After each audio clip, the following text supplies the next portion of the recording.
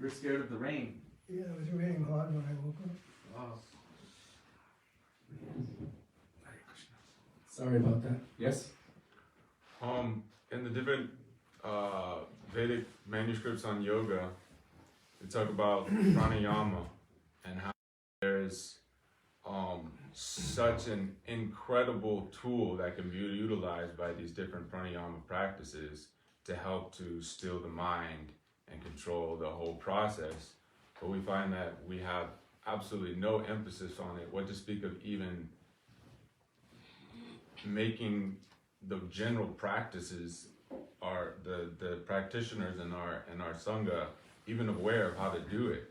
One of the most powerful tools given by ancient sages, we simply have. So I just am curious at times, because for a question like that especially, Yes. one of the most important things that's given in the Vedas is pranayama, for how to slow the mind and control the mind. So I just wanted to kind of inquire why that potentially. Did everyone understand the question? So it's actually a really good question. And Krishna does speak about Ashtanga Yoga and Pranayama in Bhagavad Gita. He gives so many different instructions according to different classes of persons. Those who have come to the path of bhakti, especially this path of bhakti, who have received a particular verse, Anya Bhilashita Shunyam, defining pure bhakti. There it says, Jnana Karma Adi Anavritam. Specifically, it is mentioned that the process of yoga or Ashtanga Yoga, including all of these other techniques, are in a sense, or in essence, quite opposite to what is required for being able to move forward on the path of bhakti. Because those processes move about not through the process of descending mercy, but they move about through the process of ascending, means by my own strength, I will ascend to a particular point. So the end game, or the end goal of that practice, will necessarily be either Brahmajyoti or what might be considered Paramatma realization, the goal of the yogis. But the process of bhakti requires something else. Especially this process of bhakti is given by Mahaprabhu. It requires Trinadapi Sunichena, Tarodapi Sahishna Amanina Manadena Kirtaniya Sadahari. That this verse is saying that one should be more humble, feel themselves more lowly than a blade of grass. They should be more tolerant than a tree, giving all respect to others, not for themselves, not expecting anything for themselves, and in such a state of mind one can chant the holy names of the Lord constantly. The reason I mention this verse is because it is the verse of humility. And humility brings about a mood of desperation, so much so that mercy will come or descend. So our process is not known as the Aroha Panta, or the ascending process. Rather, it is known as the Avaroha Panta, or the descending process. So according to our scriptures, according to our Shastra and our Acharyas, what our Goswamis have extracted from the Vedic scriptures, not our own independent study of the Vedic scriptures, but what our Goswamis have extracted and what they've given us for our spiritual benefit, then we don't accept everything, not every process. Even though Rupa Goswami has mentioned certain things, even in Bhakti Rasamrita Sindhu, among the 64 limbs of bhakti, including Varga, Dhyan, Nyas, Prapati, etc., this is mudras and breathing and everything. Still, we must be under guidance to understand what is favorable for the attainment of Braja Bhakti versus what is not. And if we're not under proper guidance, then we might take everything. Now, for keeping your body healthy and your soul and everything, that's one thing. But if you're actually following the end game of that process, it will be diametrically opposite to what you require to be able to receive that mercy so that you can progress on the path of bhakti. So our Gurudev, Srila Bhaktivedanta Narayana Swami Maharaj, was quite strict on this matter, taking shelter of so many other processes, because anya abhilashita shunyam, without any other desire, not covered by gyan, means knowledge aimed at impersonal liberation, and karma, reward-seeking activity, adi, meaning taking shelter of tarot and numerology and astrology and yoga and so many other processes, pranayam, etc. All of these other processes, dhyana karma adi anavritam. He wants to bring us to the point of pure bhakti. And so for those who are aspiring for that, we need to understand what is perhaps unfavorable for that. If you're following the Patanjali yoga system and you see what is the end goal of that, Kaivalyam. Was it Sri Ramanujacharya? They're saying Kaivalya Narakayate. No, that's Prabodhananda Saraswati. Prabodhananda Saraswati. But also, I mean, Sri Ramanujacharya's followers were also referring to it like that. That the end goal is considered like a hell for those who are Vaishnavas. Because it is not within the realm of loving service to Krishna. Rather, it is, in a sense, endeavoring to become Krishna. So by my own strength, I will rise myself up to a point where I will merge with or become God. This desire for this impersonal liberation is devoid of the mood of seva. So Sri Rupa Goswami in Padyavali, he has given one verse from Sri Hanuman himself, that if I were ever to be offered this, if it is devoid of the ability or capacity to serve my Sri Ram, I would never accept it. And Sri Narayan himself is telling in Bhagavatam that if I ever offer these kinds of results, these kinds of liberation, especially this Sayujya Mukti to any of my devotee, they will never accept it. And we also see this in Sri Damodarashtakam. Varam deva moksham na mokshavadimba nachanyam rineham vareshadapiha idam deva purnata gopala balam sadami manasyavirashtam kimanyay. That I don't want moksha, liberation, or even the end goal of moksha, which is to attain Narayan and Vaikuntha. Means to attain relationship like this. Only I want this beautiful form of Bala Gopal to always remain within my vision. So Sri Satyavrat Muni is also praying like this. Why am I bringing it to this point? Because any process must have a goal. If we're taking up any activities of any process, there will be results. And the result brings about this idea or ideal that by my own power, by my own strength, by my practice even, I will be able to manufacture or make a result. But the path of bhakti is different. Srila Govinda Maharaj explained or asked the question, why do we do sadhana? He said, if by our own strength we cannot capture the infinite, then why do we do it? And he said, because Guru tells you to do it. And he said, when Guru sees that you are sincere and you're endeavoring to practice what he's told you to do, then he will give you something, an installment of something. And that is bhakti sukriti. He will awaken more and more bhakti in the heart. So the process is just the opposite. One is saying, by my own strength I will rise. There is nowhere in our Shastra that says, by the practice of Ashtanga Yoga or Pranayama, I can capture the infinite. In fact, everywhere in our Shastra says exactly the opposite. Even Rupa Goswami is saying, Yadyapi samadhishu vidhirapi pashyati natavanakhagra marichim. That even Lord Brahma, in complete samadhi trance, cannot capture even a dim effulgence, a dim reflection of the effulgence emanating from the toenails of the Lord. So the greatest of all yogis, by their greatest of all mystic power, cannot do so. Only those who are devoted to the Lord, completely surrendered in love and affection, are able to capture that Krishna within the heart by the mercy of his pure devotee. If one is somehow able to endear themselves to the pure devotee by loving service, that pure devotee's heart will melt, but they don't have anything to give other than what's in their heart. What is in the heart of the pure devotee? Krishna. So when their heart melts, they give Krishna in the form of Harikatha.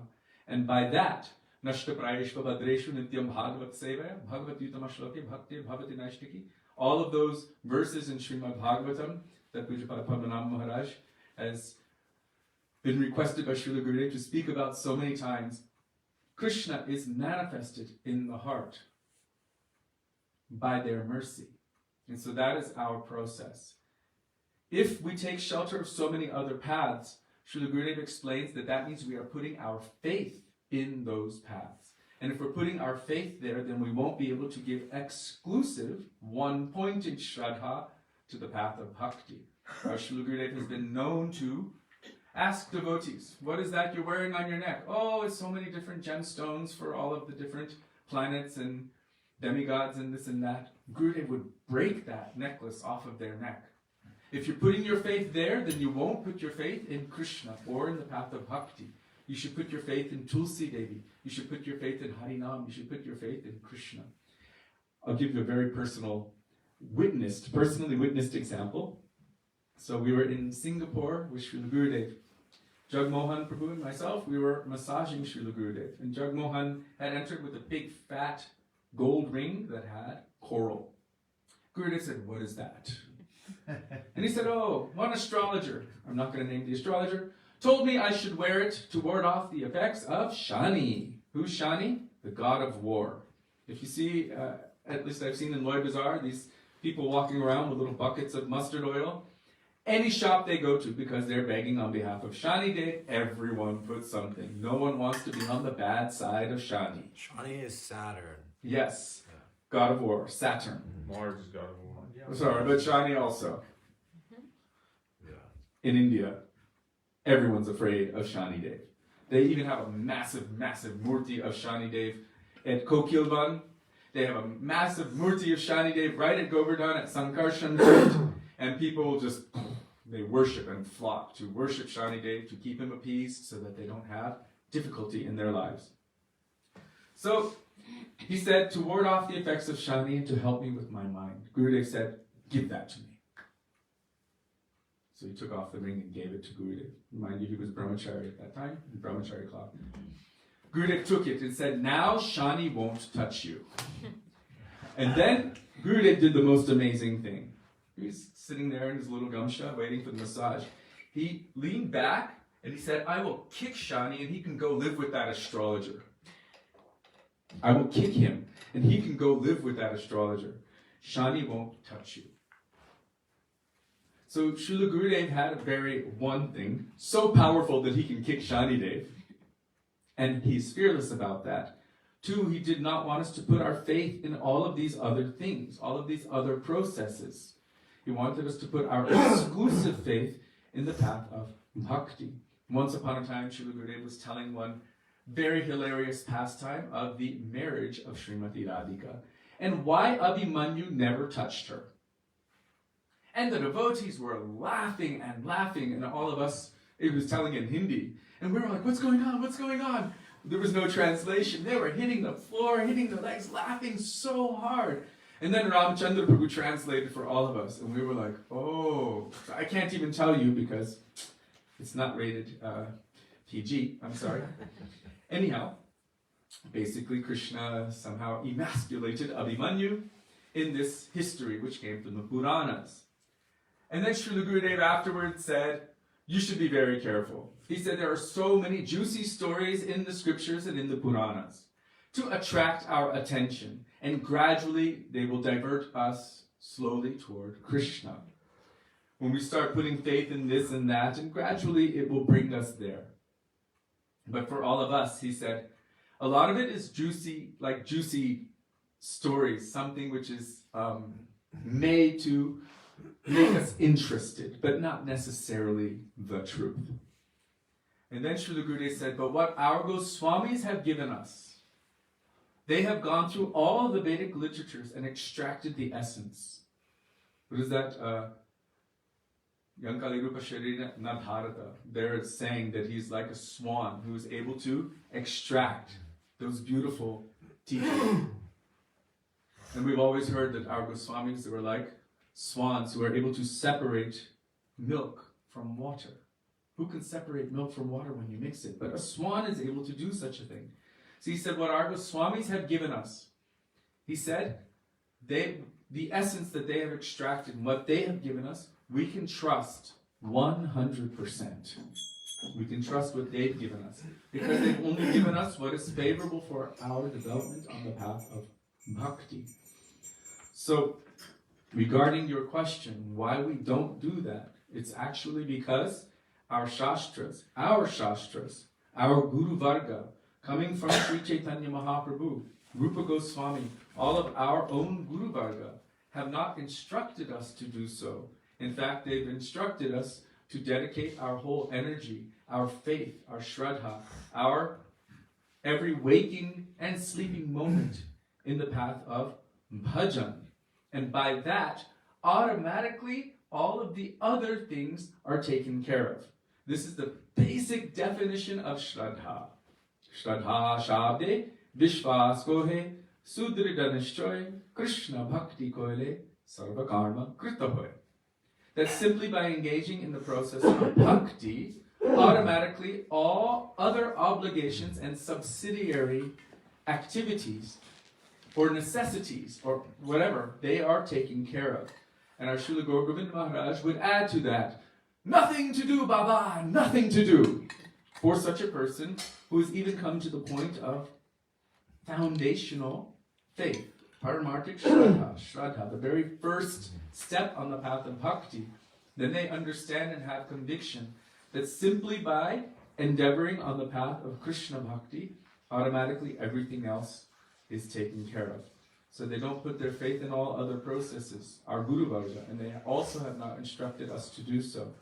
So our primary obligation as disciples is to hold tightly to and adhere to the instructions which have been given to us by Sri Gurudev. To not, deliberate or accept or reject whimsically or unnecessarily anything which they have given to us. And I'm not saying that one should not maintain their body and soul in a healthy way. Krishna says one cannot do yoga. Bhakti yoga is also there if one is not in a state of balance. If one is always in a state of imbalance, it's very difficult to concentrate. But what is my purpose? Why am I doing what I'm doing? This should all be in terms of plugging that into our process of bhakti, not seeing it as something which is equal to or superior to, but that actually bhakti accomplishes everything. Through kirtan, we're getting cardiovascular exercise. Through offering our pranam after kirtan, we're getting our stretching.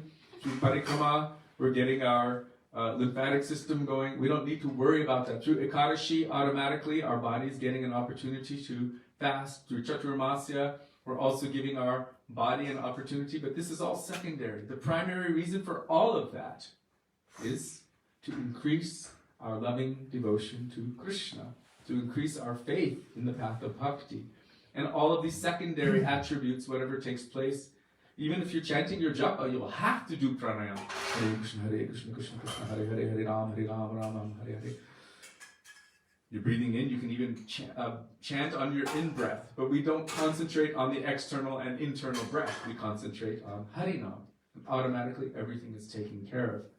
Oftentimes you hear people doing japa and their prana is so awful, there's no way that their mind is going to be able to stay fixed. But there's actually no way to really fix the mind even through pranayama. Look at somebody. But it will assist. If that is one's intention. Sobari Muni, he was under the waters of Jamuna in Vrindavan for thousands of years doing the most intense austerities. So what did he do? He fixed his mind. He was clear. So our acharyas gave an example. What happens if you have muddy water? If you fix your mind and still your mind, the mud will settle to the bottom. And you will have a nice clear glass of water. So this was how he was. But he didn't get rid of the mud. Just by keeping his mind focused, he didn't get rid of that. And so what happened after 60,000 or 10,000 years of being under the water of Jamuna, in that tributary, where Kali Hrad is, and he opened his eyes and saw fish in the act of mating, and immediately it created, how do you say? Internal inflammation. lust. And he desired to enjoy. So what he had stilled went to the bottom but was not removed. By the process of bhakti, as we mentioned already, all of those things which are unfavorable are almost completely removed. How about stretching one's back in the middle of class? What is necessary? It's almost completely removed. Gangara parasha hoile pashtate pavan darshane pavitra goro etamargum. So many come to the Dham and leave their sins in the Dham. They take bath in the holy rivers and deposit their sins there. But the pure devotee goes to that place and literally destroys, evaporates, or incinerates those sins by their presence. This is what is mentioned by our Guru Varga and by our Shastra. So simply by doing this process on our own, you can say even separately or individually, it won't actually, it might externally still the mind, but it cannot 100% still the mind.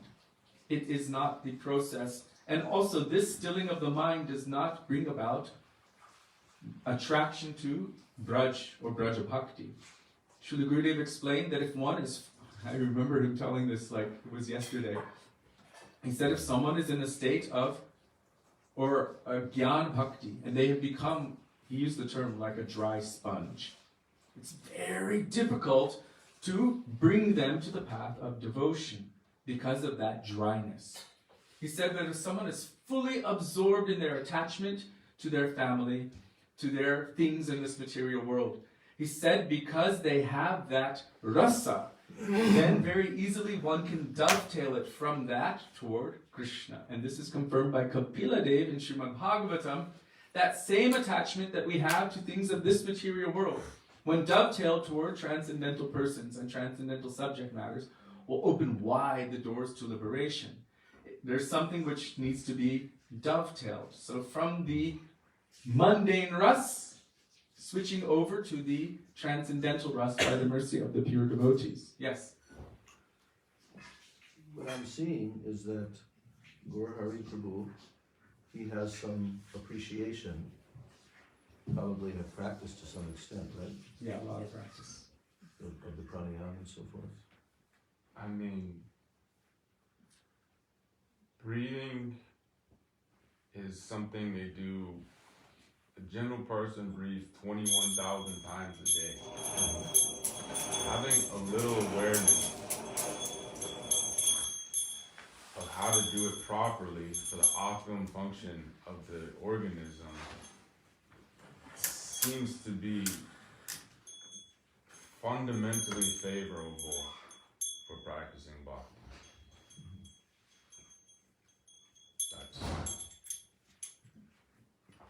So, one comment I want to make on that, I've been thinking of so many things as you've been talking, is that Srila Bhaktivinoda Thakur, he wrote a book to address this subject.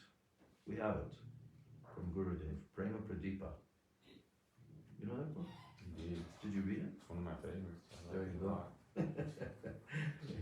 So, and you know the story about how, I forget the names of the individuals, but the exalted Vaishnava who was very expert in Ashtanga Yoga.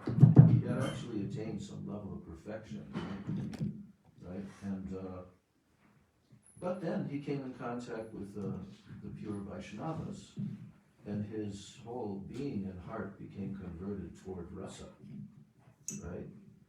But yet, just as a principle, he continued to practice to some extent, you know, the pranayama and the different practices, but he was not dependent upon that at all. And then there were two different new persons who came into his association, new in regards to coming to the path of bhakti, but they knew him as a very renowned perfection, you know, yogi that had attained perfection. But they didn't really, they weren't very aware of his own conversion towards the higher, you know, internal conceptions. but they were attracted to him on the basis that they themselves wanted to learn Ashtanga Yoga. And, that was it's always been popular in India because there are so many pathways of yoga. It's in all it's in all the So scriptures. therefore, Bhaktivinoda Thakur did very carefully in this book address that subject matter. So the story, as you know, it involved these two individuals coming under his guidance and accepting him as their teacher for Ashtanga Yoga. Mm. But of course, his objective was not only to teach them Ashtanga Yoga, but to actually lead them toward the path of pure bhakti, right? Right? And do you remember what happened along the way? There was three. There was one that was much more Was there three? the old elder Uh, who was more attracted to mysticism and these kinds of things, and those were the simple boys who were kind of just curious Okay, I and had forgot. their own. This is like 20 years ago when I read Yeah. that. So, The one elder person who was more interested in the mysticism and stuff, he ended up going somewhere else. yes. But the young persons that were favorable ended up becoming.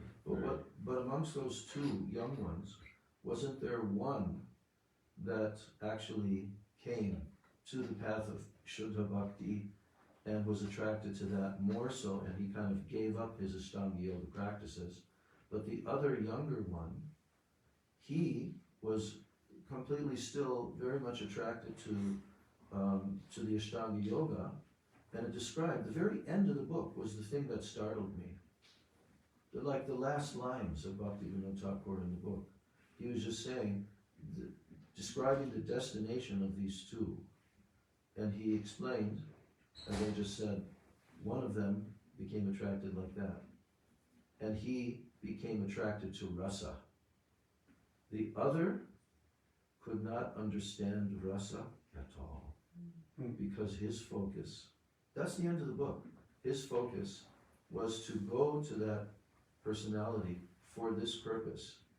And therefore he felt that he had attained his objective through the Ashtanga Yoga. Remember that? Is that correct or not? It's close like that. Yeah, something like that. But I remember, because that startled me at the very end of the book.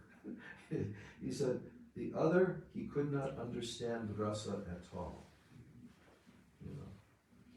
So what I feel is that, like in this modern age, we see that an indirect way of coming to the path of bhakti is through yoga.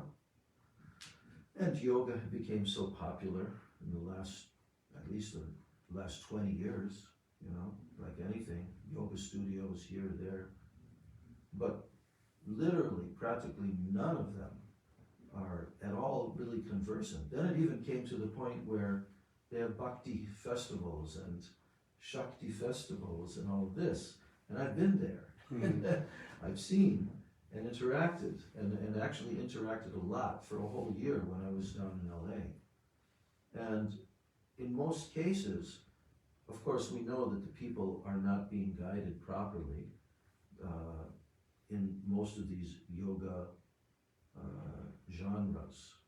They're not being given access by the teachers because they themselves don't also know about the path of pure and Shuddha Bhakti. They know a little bit here and there. And even the Kirtan Yoga circuit, It's all about feeling, I'm sure feeling you've the had ball. plenty of experience with that. Something. And there's one, I'm just making this point not to counter the usefulness of pranayama. I'm going to get to that. But I'm just saying that what has actually gone on, for the most part, is Mayavadism has been disseminated through that. And a person who confirmed that to me is the devotee, I forget his name, he made many different CDs, and he was in the yoga circuit for many years, going and doing his kirtan and his singing and so forth. I met him at Ram Das's brother's place when Bodhayan Maharaj was visiting there a few years back. Rahugana? Who? No, Ramdas's brother. no, not Rahugana. Can't remember. Yeah, Govardhan. Govardhan, that brother. Anyway, that devotee was there. You would know him. for sure. Hmm. He's a Prabhupada disciple, actually. But he's like been longer in that like New Age music genre and promoting kirtan through kind of like New Age type music. He has quite a few different CDs. So I took the opportunity to ask him, what is your experience after all these years of going from yoga circuit to yoga circuit in Europe and America, here and there? He said, and I said, because my impression is that it seems like most of them are under the sway of Mayavadism. Hmm. You know, that's like their goal, is to merge. And then he confirmed it to me. He said, yes, 99%, Sure. you know, are like that. Also Sahajism also. Well, yeah, Sahajism, so many other factors are mixed in. Most people these days are doing yoga just to get a yoga body so that they can Yeah. be more attractive and enjoy their Yes, sensual true, pleasures true. more greatly. Right. But one thing is that, you know, in mainland China, Srila Gurudev, when he was coming to Hong Kong, and then finally eventually he came to, one time he visited mainland China. He's the only Mahabhagavad Vaishnava that visited mainland China. Wow. They made an arrangement for a hotel, and there was some Buddhist monk who kind of invited him legally and like this. So the devotees, a lot of them in China, because everything had to be underground, they were teaching, they were trying to preach through Hatha Yoga, you know. And I've even visited a couple of those studios when I was in mainland China, you know. Greetings. You know, and it's somewhat similar to what we just described, but they're more innocent, you know.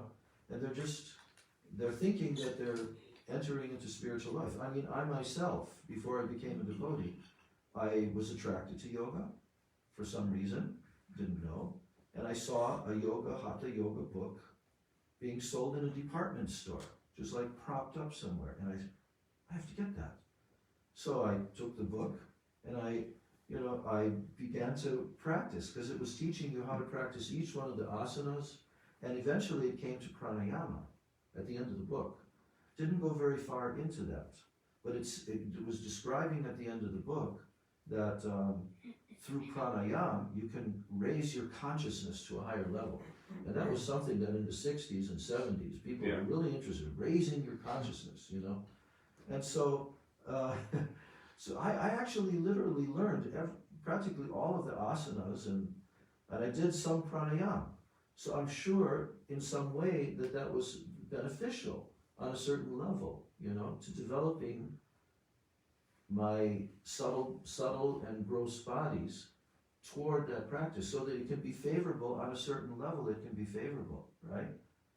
And then when I came to the temple, of course they're not doing any of that, and they're just going out on Sankirtan 6 hours a day and all this.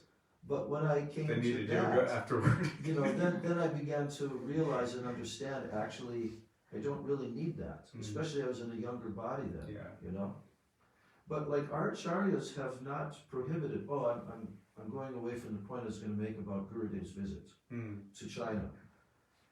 Gurudev visited there, and the devotees who were teaching yoga and preaching through that, you know, like Nandanandan, he was entertaining a lot of these people who would come to his program. But his thing was mainly cooking through prasadam, you know. But they had a yoga studio. I mean, They also teaching had yoga. that. They also had that, right? So on both sides, on Hong Kong and just across in the mainland, they had these devotees who were teaching Hatha Yoga. So they asked Srila Gurudev the question, is it okay if we preach Krishna consciousness through yoga, through Hatha Yoga, like this? And then Gurudev said, it is okay, but you must add bhakti to that. And then he said, because if no bhakti is being added to that, they will get 0. He said 0. He made that point very strongly. And so, you know, those who are Vaishnavas and Bhaktas, it's not prohibited to practice pranayama. It's not at all prohibited. I've heard, I didn't read it myself, but I've heard that in the Hari Bhakti Vilas, those instructions being given there also for doing japa and so forth, there's also some addition of pranayama for like brahmacharis, you know, in different stages. So pranayama is utilized by the Vaishnavas. It depends to the extent to which they're doing it. It depends on their motivation, you know. Absolutely. You know, so I wouldn't say that it has no use. It's like, first of all, Ashtanga Yoga, we know that this is not for the Kali Yuga because it's for previous Yuga, just as deity worship was the Yuga Dharma of Dwapara Yuga and, you know, Yajna, and Ashtanga Yoga was for Satya Yuga, actually. That everyone practiced Ashtanga Yoga at that time. Right. And we also find it in the Srimad Bhagavatam in so many different places. Ashtanga Yoga is given there. But in the Kali Yuga, we know by Chaitanya Mahaprabhu's own preaching that Hare Nama, Hare Nama, Hare Nama Eva Kevalam, the acharyas have explained why 3 times it's mentioned. Because not by karma, not by yoga, not by jnana, and not by yoga. 3 times. Because what was applicable in the previous 3 yugas will not bring perfection. It's not possible that it can bring you to perfection, you know, in the Kali Yuga. Also, Mahaprabhu said, "Don't dig in the north." Right. Then there's that example of the astrologer and telling him you're you know, because one of those things was the Ashtanga Yoga practice, which was guarded by what? Isn't it a python that will The swallow? serpents. Yes, a python. Because each place you'll not succeed. You'll not touch that wealth. So that wealth is bhakti and praying and the pure goal of the soul. One thing also I want to mention is that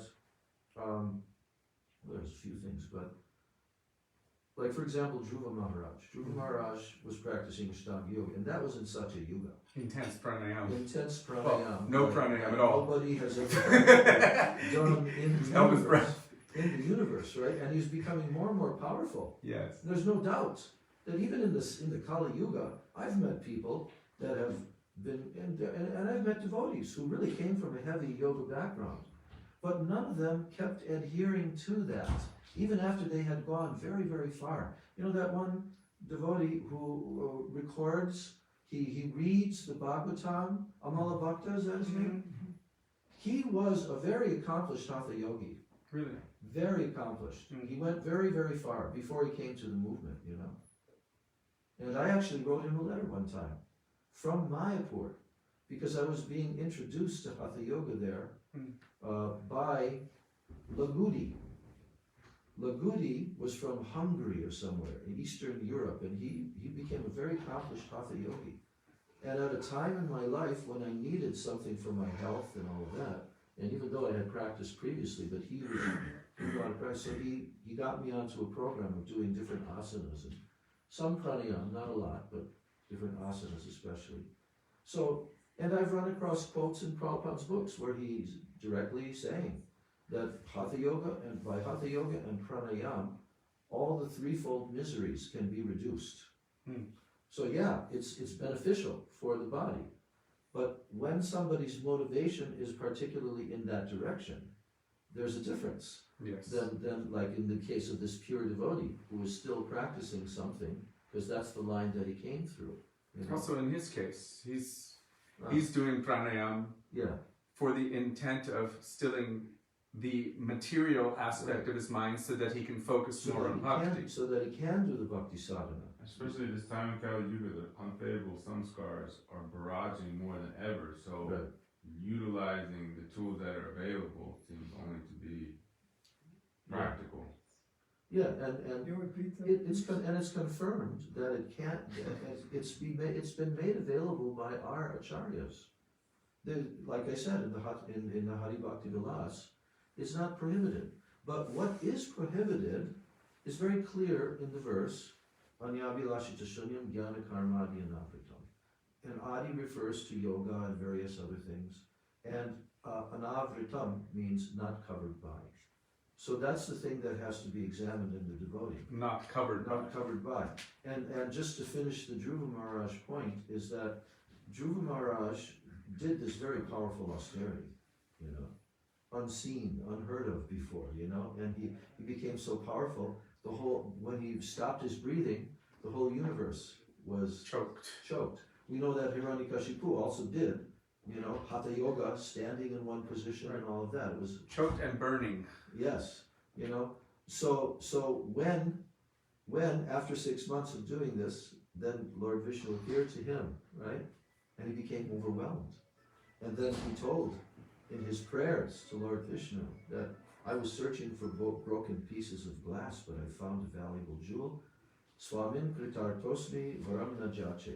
I'm so completely satisfied now just by seeing you, and I don't want anything, you know. And then it's described that what was the factor that enabled him to get this darshan of Lord Vishnu? Was it that he did all these great austerities and so forth? No, it's his Was that exclusive the one-pointed desire to see him. No, that's not the Following factor. Narada He was under Muni. the guidance Yes. of Narada Muni. Yes, Gurudev pointed this out. Narada Muni, met him on his way Right. from the palace into the forest, and then he stopped him. He actually initiated him into the Om Namo Bhagavate mantra. And then he told him, he gave him the instruction, so you practice this mantra, right, with your austerities, whatever you're going to do, and you will see God within 6 months. The factor of his perfection, his achievement, his success was this one factor. He followed the instructions of his Guru Maharaj. Right. And then there's also the story that Narada Muni was asking to the Lord, why did you put this boy through such hardship that, you know, he had already done to the extreme degree, but you made him wait 6 whole months. And then Lord Vishnu said to Narada, he said, that's because you told that within 6 months. So I had to adhere to what you told. So we had to condense all of the austerities Yes. into 6.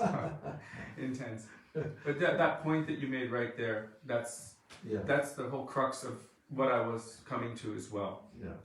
That whatever we're doing as, I can't even use the word disciples, but hopeful, aspiring disciples, meaning Srila Gurudev Maharaj said, disciple means to voluntarily place oneself in the position where severe discipline is inflicted upon them by their guru. Mm.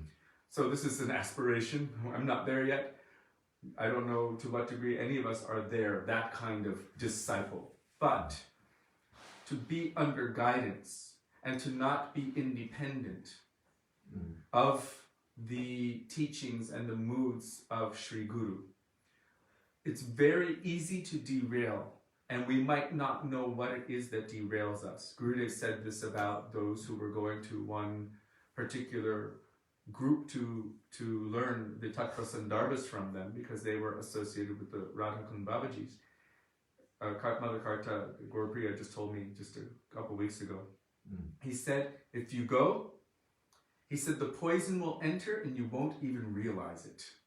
And so with anything that we're doing, if it is not under guidance, we don't know what can pull us. And so it must be always under the careful guidance and shelter of the Vaishnava, including the scriptures that we're reading, what we're pulling from, how we're moving forward, our practices and our everything. Because I would dare to say that something like this, because it does bring quite instantaneous results, same as worshipping the devas, can actually become quite attractive. And that attraction will develop faith. For example, some people, not everyone, but many I know who have gone through ayahuasca retreats, have had such great instantaneous results that they began to put so much faith in it that it has actually dragged them away from the process of bhakti and brought them into what you would call more native, tribal kind of mindset. Really, like full on, pulled them away because of the instantaneous material results. And even the intention is, let me clear this stuff so that I can flow better on the path of bhakti. And that's why I'm saying, in the same way, Dhruva Maharaj was under the guidance of Narada Muni. Narada Muni told him exactly what to do, he followed it to the T, and he attained his result. If we're adding something, but we're not under guidance, that addition can become a detriment if we're not extremely vigilant, if we're not careful. If I'm spending so much time trying to focus my mind, but I'm not thinking of Krishna, what can happen at such a time, if I'm not meditating on Guru and Krishna, is that people think I am doing this. And this conception, Krishna says, ahankara vibudhatma karta, that this idea that I am the doer, I am making something happen, this, he says, is vibudha atma. It can actually be detrimental. It will make, you could say, one's mind or intelligence foolish, because one thinks I am the doer, I am making this happen. And this is called ahankara. I am ahankara, the doer. So all of our acharyas have given the same instruction, always. This verse, Anyabilashita, what my Gurudev is giving me, this is my food, this is my sustenance. Sarvasva tomar charani sampya, orechi tomar ghare, tumui to takur, tomar kukul, bolia jana humore. That you are my master and I am like your dog. What you give me, I will accept. What foodstuffs you give me, I will accept. What instructions you give me, I will accept. I will not go outside of the realm of your mercy, your instructions. I am fully dependent upon you. And this is the meaning of Rakshishiti Vishvaso Goptritve Varanam Tata. That Krishna is my maintainer, my protector. My Gurudev is the first manifestation of Krishna in my life, and I will accept what he has given me for my spiritual benefit. It doesn't mean, like, I don't know if you saw me sitting, I was sitting like this, because my left lower back goes out of place. So as I'm sitting like this, I'm, in a sense, you can say stretching or doing yoga. I'm not thinking about it, it's just so that I can continue my seva. So what is my intention? What is my purpose? And how can it help me to increase my adherence to the teachings and my clutching with leech-like tenacity to the lotus feet of my Gurudev? Then that is called may not even be able to practice any hatha yoga because physically. I mean, I sat cross-legged for most of my life. And then I got my operation on my knee. Now I can't sit cross-legged. Oh, you see all of the senior Vaishnavas, they're all sitting on the edge with a chair. Yeah, even Madhavaras. Madhavaras. But know? all of them, like so many, Ramchandra Prabhu. And even pranayam, I cannot practice it because I have very great congestion in my lungs. You know, and there's the whole physical thing. But the thing is, we can't be dependent upon the physical external situation. We have to go on in any case with our bhakti and especially with our Harinam bhajan. And there will come a point where everybody will be on their back and not even able to chant aloud. I'm already at that point for a lot of the time of my 24-hour period, you know. Sometimes I have a little energy, but I don't, mainly. So the thing is that, you know, the Hatha Yoga is depending on the physical ability, the physical situation. And so, yeah, Hatha Yoga is good. As I was traveling around, you know, for so many years preaching, then I would practice a little bit of stretching and Hatha Yoga and sun salutation and this and that. I would do that, you know, and that would help. Definitely helpful. But I had no intention that this is going to be something that I'm going to try to go further and deeper and all that. When I was younger, I probably could a little bit more, you know, but the thing is that there's 3 types of bhakti. Aropa Siddha Bhakti, Sangha Siddha Bhakti, and Swarup Siddha Bhakti. And this has to be clearly understood, that in the beginning stages, Aropa Siddha Bhakti is something that may be helpful for beginning stage bhaktas, and we can all consider ourselves to some extent to be beginning stage bhaktas, because until you're in the stage of Nishta and go to Ruchi and so forth, we're still in the beginning stage. That's the only capacity you have at an early stage. Say that again? That's the only capacity you have at an early stage. You Okay. can't simply adopt Shuddha Bhakti immediately. Yeah, this is the point that I want to make, is that the acharyas have prescribed, you know, like certain mixtures, because Aropa Siddha Bhakti is obviously you're superimposing your desires on bhakti. Right. Right? And there's also, what's the other term? Bhakti Sai Abbas. What is it? Samukya. No. Karma Vishabhakti? No. Abbas. Bhakti Abbas. Chaya Bhakti Abbas and Pratibimba Bhakti Abbas. So these two types of bhakti are in that category of Aropa Siddha Bhakti. And because it's Aropa, it's not directly Swarup Siddha Bhakti for the sadhakas. But Chaya Bhakti Abbas, Chaya refers to a shadow. A shadow is connected with the object. So it's more close. This is how Bhakti Vinod Thakur is describing it in Bhakti Tattva Viveka. That Chaya Bhakti Abbas has some connection. And this is actually very beneficial for the sadhaks. That's why Prabhupada would even encourage in the beginning and call it dovetailing. Dovetail. Dovetail your desires to Krishna, like that. But that's called Chaya Bhakti Abbas. And then Pratibimba Bhakti Abbas. Pratibimba means reflection. But a reflection, just like if the sun is in the sky and you reflect it in a water pot, there's very, very distant to the actual object, So in this case, Pratibimba Bhakti Abbas is referring to those who have like a desire for liberation. That's very prominent in them. So they can practice this Abbas Bhakti. They can never practice pure Bhakti at that stage, but they can practice this, but actually they can become misled also by practicing that, because it leads to the desire for impersonal liberation and so forth, So the main thing is that every individual is different, and everyone comes with different impressions and samskars and different associations from this life, from previous life, and so forth.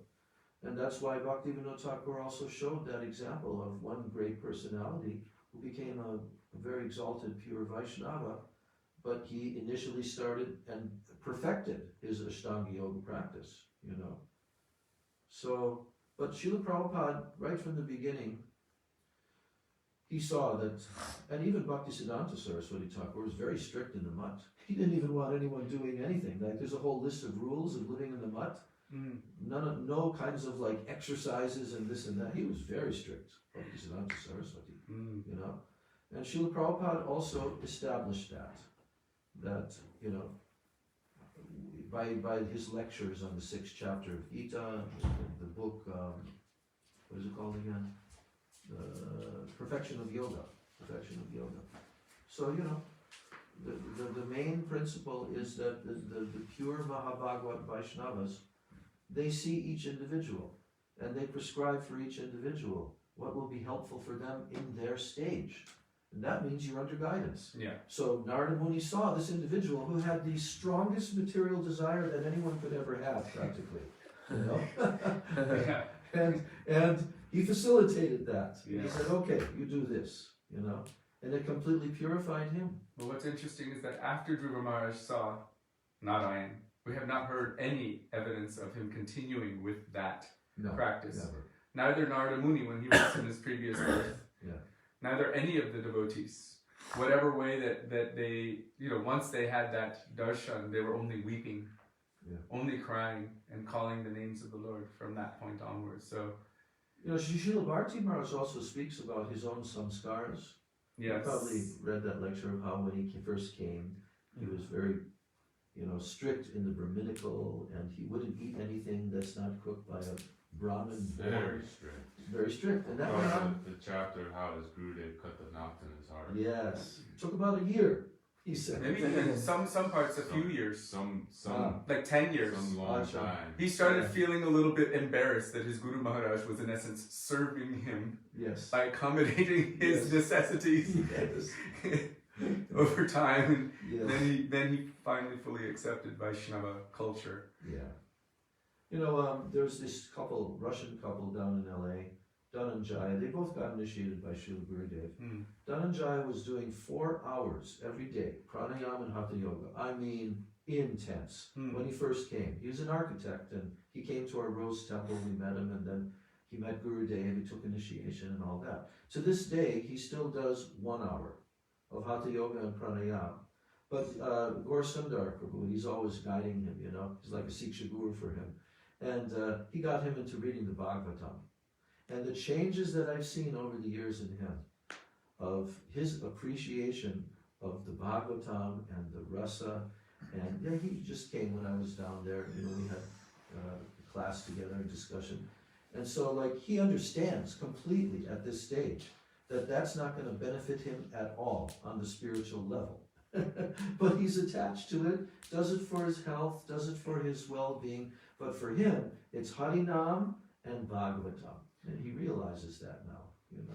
One thing I wanted to reiterate, when Maharaj was speaking about each person's an individual, and according to their nature and everything, you know, like Dhruva Maharaj had a particular desire. His guru gave him an instruction, so under the guidance of his guru, he performed a particular sadhana and attained his perfection of darshan of the Lord very quickly.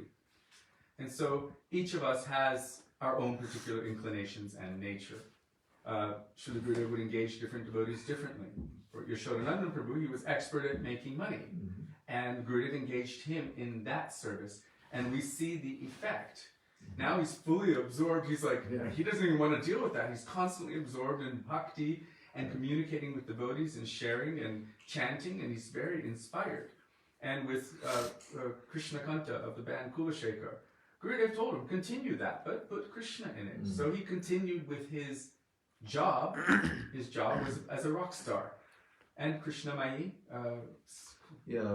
Hines, Chrissy Hines. Chrissy Hines, she's putting Krishna and Gurudev into her songs now.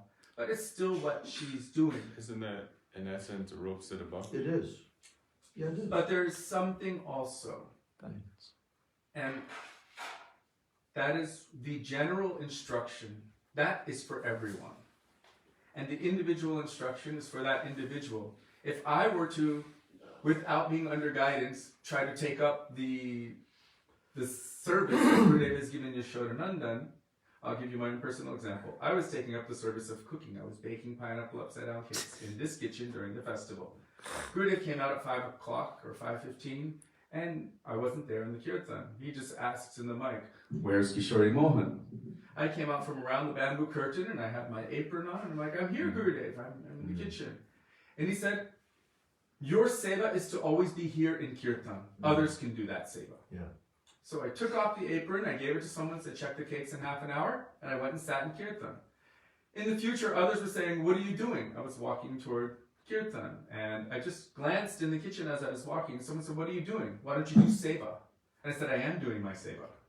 Their idea was, seva means to be in the kitchen. My idea was, Gurudev has given me an order to be in kirtan. And so there's the general instruction for everyone that applies across the board. And then there's the individual idiosyncratic experience and things. So when you mentioned this pranayam, this was I would say, the public setting. The instructions or the teachings that I was sharing were the general instructions that Gurudev and our acharyas and Vaishnavas would give generally, and that applies. What your own, let's say if you were a yoga teacher and that's what you do, that would be a secondary thing to the bhakti. And pranayam is also secondary to bhakti, but that your experience does not necessarily apply to everyone. And because it was mentioned in such a way that this is mentioned in the Vedas and in the Shastras, and it should, recommended by great and it's recommended by all the great personalities, and you know, why isn't it being applied to all of us? So because you asked the question in that way, I responded accordingly from the perspective of our Vaishnava acharyas. That is not to say that it is not for you, but it is not necessarily also for everyone. And so that's why I was trying to hold it in such a way that, one, we must be under guidance, must be.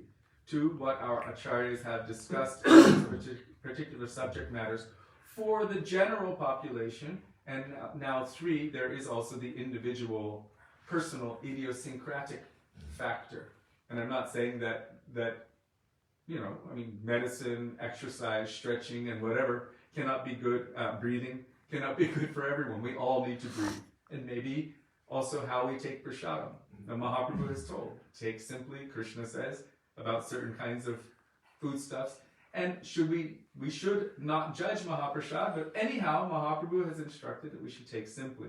So there are different instructions which are given for all devotees to help them to be able to focus the mind, to increase their receptive ability for that mercy. If we're always in a state of disturbance, then Shokamarshad Bhava is told right in the beginning of Upadeshamrita in the introduction that if someone is always in a state of distress or disturbance, having so many problems, then how can Mukunda ever reside within that heart? So the primary factor is the instruction and the teaching and the guidance of Guru and Vaishnava. And from that, everything will manifest properly and accordingly. So there's a general instruction, and then there's individual for the individual person. And so I just wanted to let you know that I'm not attacking what you're doing. I understand. Her initial question was, how can I help myself to concentrate and focus? Yes. And so one of the most effective tools for that is pranayama. So how could it not be beneficial to have her have some awareness? That's why I addressed basic structure. It's because Gurudev and our acharyas have not given that as the recommendation. It may or may not be effective. I would say as the general recommendation, because they have not given it as the general recommendation. I understand. It's I could not endorse your, like you said, your statement. This is a razor's edge. Yeah. So because of that, I couldn't endorse it as an absolute. I could only share what they have shared in regards to that and the instructions that they have given regarding how to focus and concentrate. I'm not saying that your method is not successful. It's probably much more successful than my own personal method, which is not very successful to date. But very good reconciliation. Yeah, I just wanted to let you know there's nothing personal. I appreciate that you are feeling success or a positive reaction to your pranayam and the effect that you are able to utilize that for the purpose of focusing within your bhakti. And so it works for him. Yes, That's and the I thing. appreciate that. That's what I'm saying. That's Like the whole principle. the kirtan thing works for me. Yeah. Other people, the kitchen works for them. Some is cleaning the toilets, or some is doing a book distribution, and it's not necessarily everything for everyone. But one thing we know overall, the Bhagavad Gita, when Krishna recommended Arjuna to go and do that, right, in the 6th chapter, what did Arjuna respond? Well, controlling the mind is impossible. It's like trying to control the wind. Yes. He didn't accept the Ashtanga Yoga, even though he was like in Dwapara Yuga and the personality that he is. So that was to show that this is not the process for this age. It's practically impossible.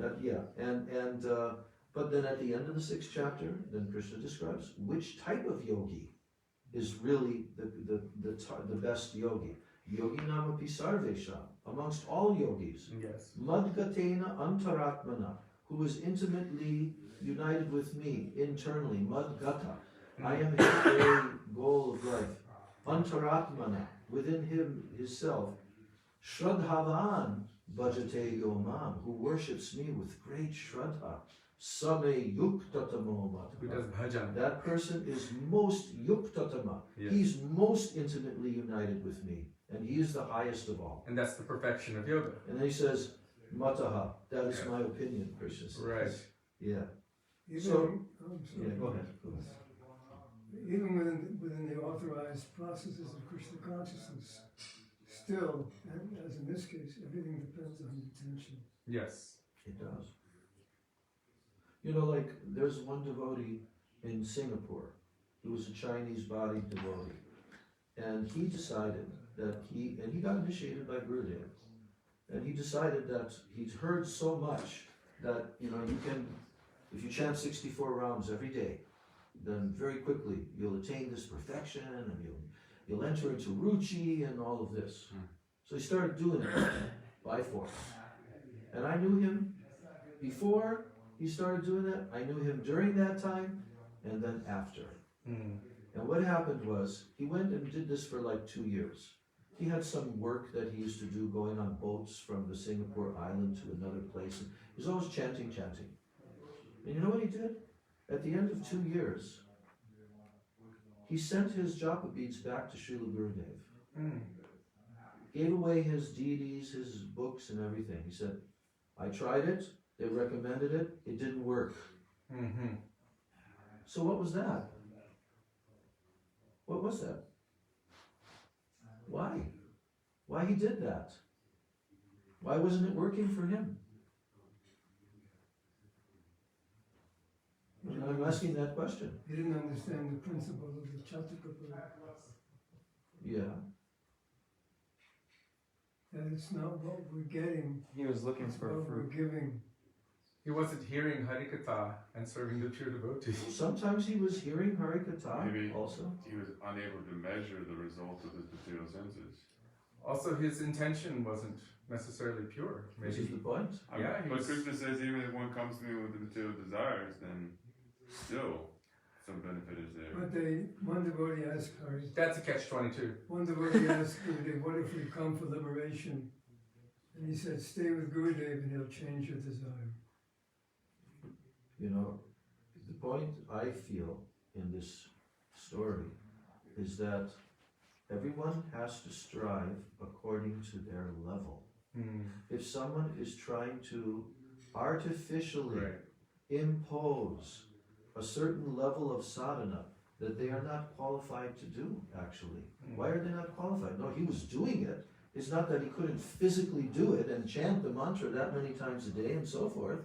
He had that qualification, but he was not qualified in terms of his internal development, Yes. in terms of his surrender to Sri Guru, his faith, and all these other factors, which are the most important factors of sadhana bhajan, you know? Right. There was a devotee who hitchhiked from Russia through Afghanistan, Pakistan to India, Yeah.